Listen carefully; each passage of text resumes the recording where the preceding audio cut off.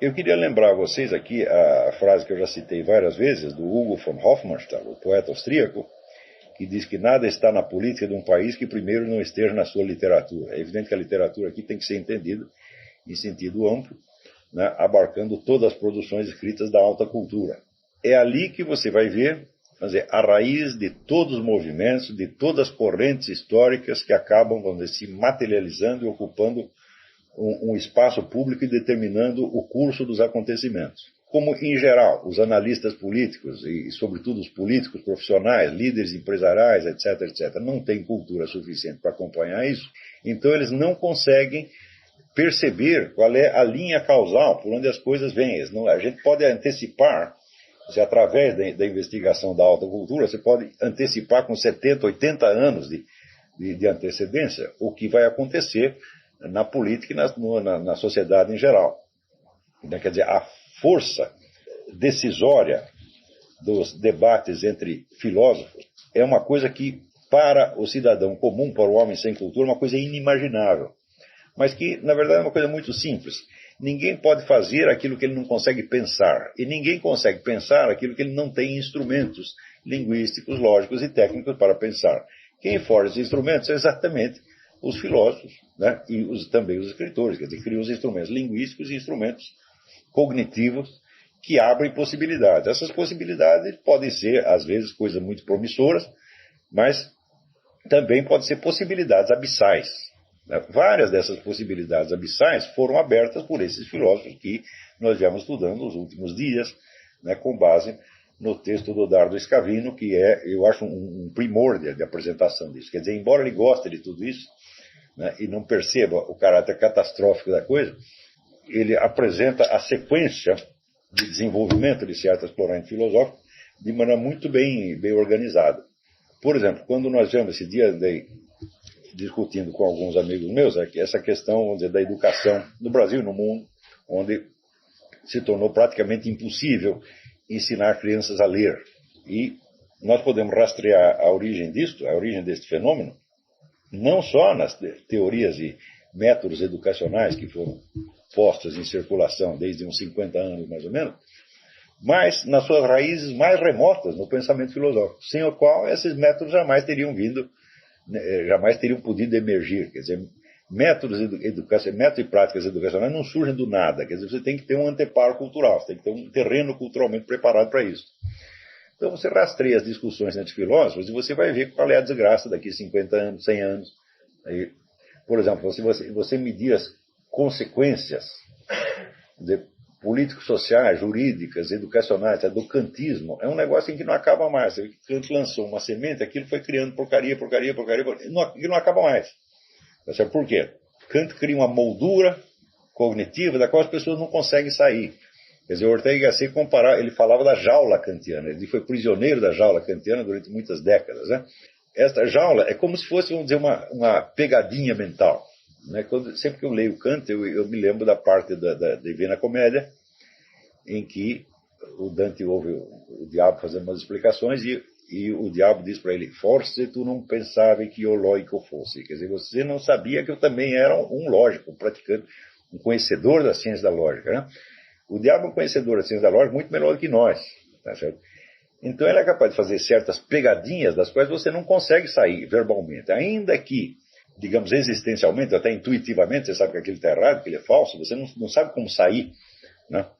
E, evidentemente, todos os obstáculos criados pelo kantismo ao conhecimento da realidade objetiva, eles se impuseram de tal modo que ainda não pararam de desencadear consequências filosóficas. Algumas dessas foram as que nós viemos estudando.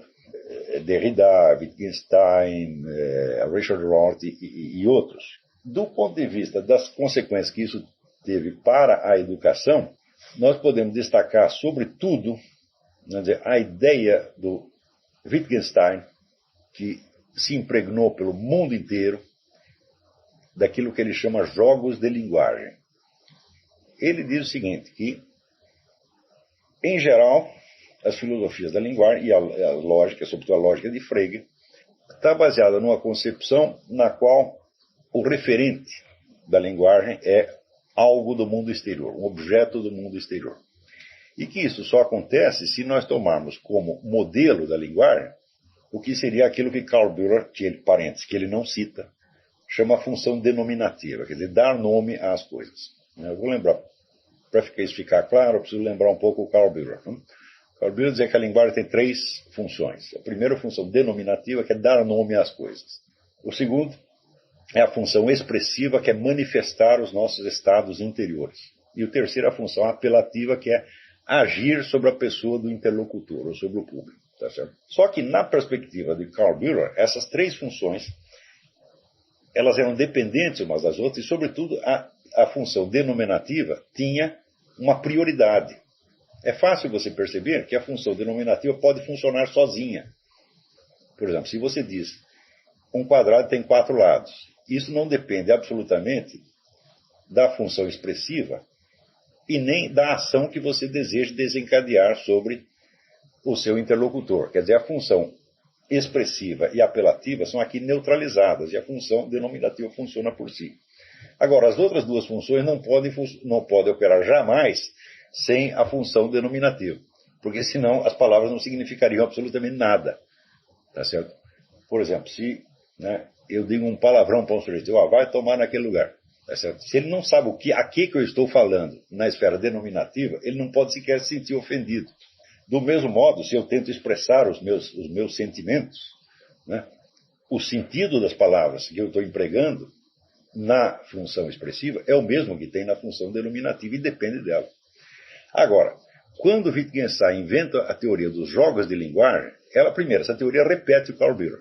É igualzinha a do Karl Bühler, não tem diferença nenhuma. Só que ele trata várias funções, ele aponta várias e não somente 3, ele trata como se fossem totalmente independentes umas das outras. Então, ele diz que quando você sai da clave, que o Karl Bühler chamaria denominativa, você já não pode mais dizer que as palavras têm referentes em objetos do mundo exterior. Por exemplo, então, portanto, você não pode dizer que as afirmações são verdadeiras ou falsas. E ele dá um exemplo. Ele diz, quando um juiz de paz, o sacerdote diz, eu vos declaro marido e mulher, ele pergunta, isso é verdadeiro ou falso? Isso saiu completamente da esfera do verdadeiro e falso, e, portanto, não estamos na função denominativa. A função denominativa, para ele, está neutralizada. Karl Bühler diria, sim, você está usando a função apelativa, porque se você está dando uma ordem, você está declarando algo que deve ser feito a partir daquele momento, ou que deve ser reconhecido pelo casal e pelos ouvintes a partir daquele momento, você está nitidamente na função apelativa. Quer dizer, você está exercendo uma ação sobre o interlocutor, sobre o destino público.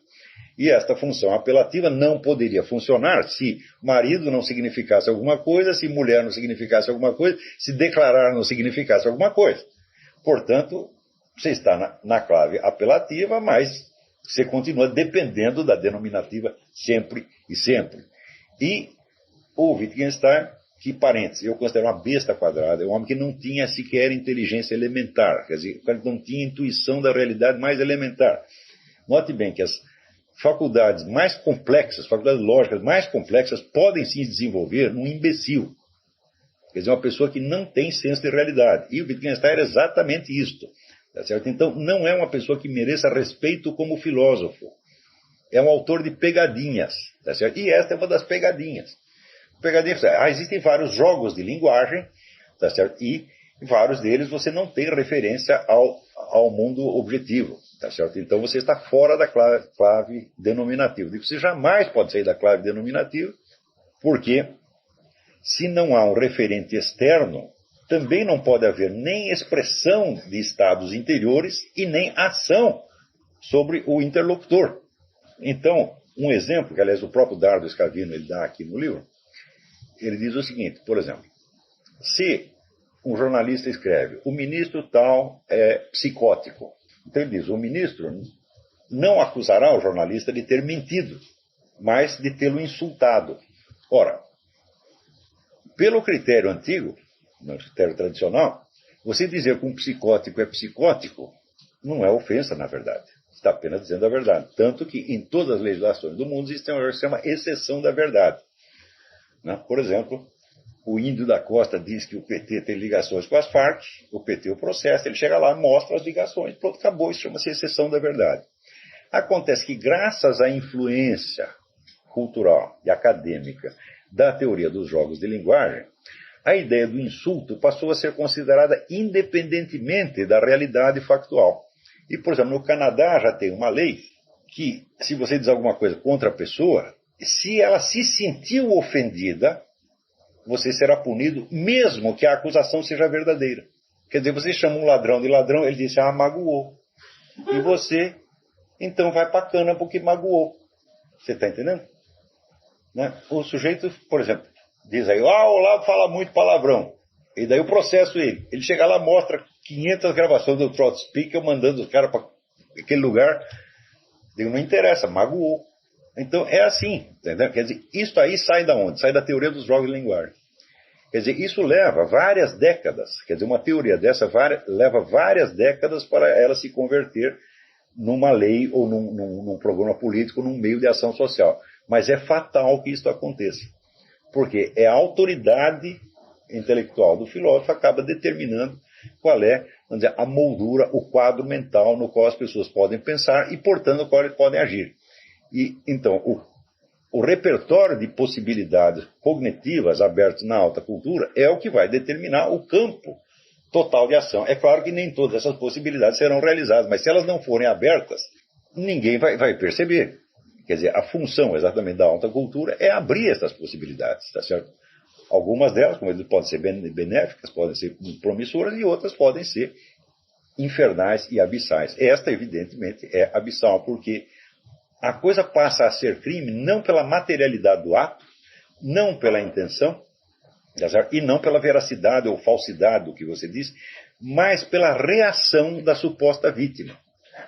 Então, isso aqui, por exemplo, nos Estados Unidos já funciona para crimes de estupro, que aqui eles chamam rape. Né? Até aqui tem um conceito elástico chamado rape, que abrange tudo, desde sedução, né? Quer dizer, você prometeu que ia casar com a mulher, transou com ela, e depois não casou, isso é rape. E você encosta um revólver na cabeça dela e diz, dá para mim, senão eu te mato, também é rape. Eu já acho uma coisa muito engraçada isso, né? Quer dizer, não tem a fineza de outras legislações que são um pouco mais sutis. Então, você vai ver que o critério, esse conceito de rape, se aplica simplesmente ao caso em que a mulher não gostou de transar com você. Quer dizer, não depende mais do ato, depende de como ela se sentiu. Ela se sentiu constrangida.